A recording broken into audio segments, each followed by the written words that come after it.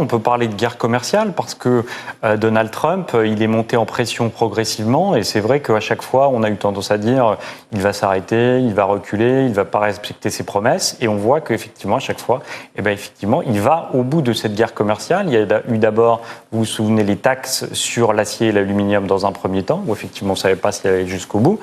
Vis-à-vis de la Chine, vis-à-vis du Canada, mais aussi vis-à-vis de l'Union européenne. Et là, maintenant, effectivement, on a ces menaces de taxes sur l'automobile. Et donc là, évidemment, c'est encore plus important pour les Européens parce qu'évidemment, notamment pour l'Allemagne, c'est un secteur qui est clé. On sait que l'Allemagne emploie 800 000 personnes dans le secteur automobile. Et donc, plus ça va, plus la montée en tension entre les deux alliés est forte.